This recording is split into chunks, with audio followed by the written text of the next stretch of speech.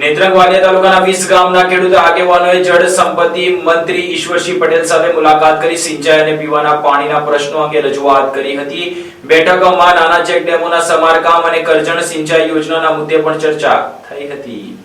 પ્રાપ્ત માહિતી મુજબ ભરૂચના નેત્રંગ વાલિયા તાલુકાના 20 ગામોના ખેડૂત આગેવાનો દ્વારા રાજ્યના જળ સંપત્તિ મંત્રી ઈશ્વરસિંહ પટેલ સાથે મુલાકાત કરી ખેડૂતોના વિવિધ પ્રશ્નોને લઈને રજૂઆત કરવામાં આવી। ખેડૂત આગેવાનો દ્વારા ખાસ કરીને નાના ચેકડેમોના સમારકામ, સિંચાઈ માટે પાણીની ઉપલબ્ધતા અને કરજણ સિંચાઈ યોજનાના લાભ અંગે ચર્ચા કરવામાં આવી। રાજ્ય સરકાર દ્વારા નાના ચેકડેમોના સમારકામ અંગે લેવાયેલ નિર્ણય બદલ મંત્રીનો આભાર વ્યક્ત કરાયો। પાણી પુરવઠા વિભાગ દ્વારા વાલિયા નેત્રંગ પંથકના પિંગોટ, બલદવા, ઘાટા અને દોલતપુર સહિતના ચેકડેમોના સમારકામની કામગીરી હાથ ધરવામાં આવી છે। આ કામગીરી પૂર્ણ થતાં ટ્રાયબલ વિસ્તારમાં આવેલી 50,000 હેક્ટર થી વધુ જમીનને સિંચાઈ માટે પૂરતું પાણી ઉપલબ્ધ થવાની આશા વ્યક્ત કરાઈ રહી છે। આ ઉપરાંત સરકાર દ્વારા કરજણ સિંચાઈ યોજનાના ડાબા કાંઠાના ગામોમાં પાણી પહોંચાડવા માટે ₹142 કરોડની ફાળવણી કરવામાં આવી હોવાનું પણ બેઠક દરમિયાન જણાવાયું। ખેડૂત આગેવાન મહેન્દ્રસિંહ કરમિયા, કેલવી કુવા સહકારી મંડળીના પ્રમુખ મોહનસિંહ વાંસદિયા સહિત વિવિધ ઉપસ્થિત ખેડૂતોએ રાજ્ય સરકાર અને જળસંપત્તિ મંત્રીનો આભાર માન્યો।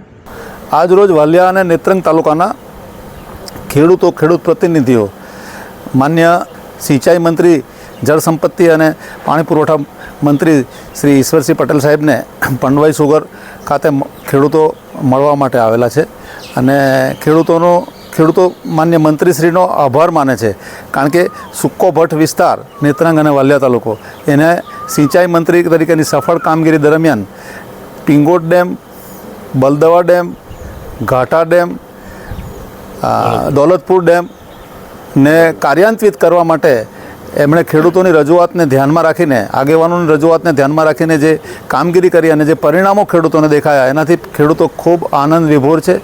એ જ રીતે કરજણ સિંચાઈ યોજના કે જેનો ડાબા કાંઠો માં 51 કિલોમીટર ઉપર અને 40,000 હેક્ટર જેટલી જમીન છે, એમાં વાલિયા તાલુકાના 15 ગામો આવે છે। તે ખેડૂતો પણ એ ગાંધુ ગામ સુધી પાણી પહોંચે એની માગણી સાહેબને રજૂઆતો આગળ કરેલી અને એ વાત સાથે પણ એમણે સહમતિ બતાવી અને નામદાર ગુજરાત સરકારે માન્ય મંત્રીશ્રીની સૂચના મુજબ, મંત્રીશ્રીની માગણી મુજબ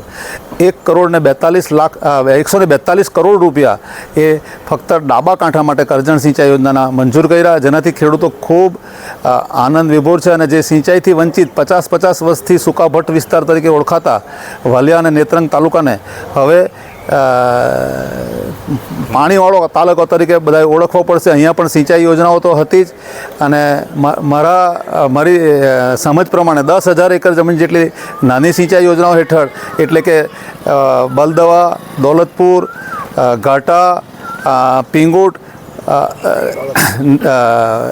ડેમના કાર્ય વિસ્તારમાં આવતી 10,000 એકર જેટલી જમીન અને કરજણ સિંચાઈ યોજનાના ડાબા કાંઠામાં આવતી 40,000 હેક્ટર જમીન અને જેમાંથી વાલિયા તાલુકાના 15 ગામોની આશરે 6-7 એકર જમીન એ પિયત હેઠળ આવવાની છે। એનાથી ખેડૂતો ખૂબ આનંદ વિભોર છે અને આની સાથે જ કીમ નદી, ટોકરી નદી, ચંદ્રભાગા નદી એમાં પણ પાણી છોડવામાં આવ્યું। તબક્કાવાર રાજ્ય સરકારની સૂચના મુજબ, માન્ય મંત્રીશ્રીની સૂચના મુજબ, મંત્રીશ્રી સાથે નક્કી થયા મુજબ હવે 20 દિવસ માટે નદીઓમાં પાણી છોડવામાં આવે છે, એટલે એનાથી પણ 25-30 હજાર એકર જેટલી જમીન પિયત થવાની છે। એટલે આ ખેડૂતો ખૂબ અતિ આનંદમાં છે અને આનંદ માં સહભાગી બનવા માટે માન્ય મંત્રીશ્રીને વિનંતી કરવા અને મંત્રીશ્રીનું સન્માન કરવા માટે અહીંયા ખેડૂતો ઉપસ્થિત થયેલા એ અમારા બધા માટે ગૌરવ વાતની વાત છે। અને જે ડેમોમાં વર્ષોથી જે માટી ભરાઈ ગયેલી છે એમાં સિલ્ટિંગ છે એને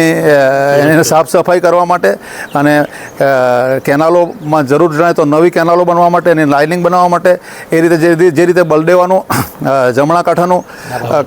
ડાબા કાંઠાનું કામ અત્યારે જમણા કાંઠાનું પૂરું થયું લગભગ અને ડાબા કાંઠાના રિનોવેશન માટે ખેડૂતોએ રજૂઆત કરી। નેત્રંગ તાલુકાના 8-10 ગામના ગામ પ્રતિનિધિઓ અને ખેડૂત આગેવાનો અને વાલિયા તાલુકાના જુદા જુદા ગામના ગામ પ્રતિનિધિઓ અને આ ખેડૂત આગેવાનોએ આ રજૂઆત માન્ય મંત્રીશ્રીને કરી અને મંત્રીશ્રીએ ખેડૂતોને ખાતરી આપી અને આવનારા દિવસોમાં ખેડૂતોએ માન્ય મંત્રીશ્રીને વિનંતી કરી કે આપશ્રીની બેઠક ખેડૂતો સાથે, આગેવાનો સાથે થાય। વાલિયા તાલુકાના, નેત્રંગ તાલુકાના તમામ ખેડૂતો અને રહેવાસીઓ આપનું સન્માન કરવા માગે છે, આપની સાથે બેઠક કરવા માગે છે, જેથી આવતી સાલ હવેના દિવસોમાં ખેડૂતો પોતાની ખેતીનું આયોજન કરી શકે, કારણ કે સૂકી ખેતી કરીને ખેતીથી કંટાળી ગયેલા અથવા તો ખેતીથી નાસીપાસ થયેલા એવા ખેડૂતોને પાણી જોઈને પાણી ખેતરોમાં પાવાની હોંશ છે અને એ હોંશ પ્લાનિંગ પ્રમાણે, આયોજન પ્રમાણે એ લોકો આયોજન કરી શકે અને વાલિયા અને નેત્રંગ તાલુકાના ખેડૂતો પણ શાકભાજી અને શેરડીની ખેતી કરી શકે, પિયત ખેતી કરી શકે